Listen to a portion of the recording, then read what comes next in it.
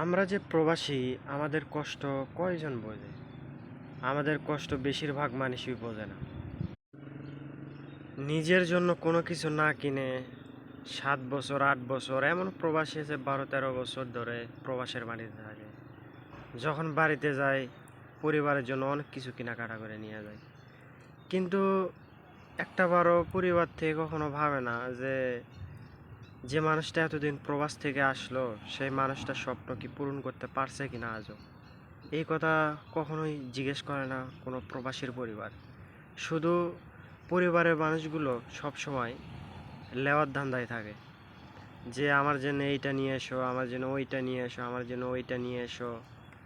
দেখবেন ওই জিনিসগুলো যদি সেই প্রিয় মানুষগুলো না পায়, তাহলে আপনার সাথে কথা বলা বন্ধ করে দেয়। কিন্তু আমরা কতটা পরিশ্রম করে এই জায়গায়, তারা কি একবার দেখছে? যদি তারা আমাদের কষ্টগুলো একবার দেখতো, তাহলে হয়তো বা তাদের দুই চোখের পানি কখনোই ধরে রাখতে পারতো না। প্রবাসীদের জীবন কাহিনী।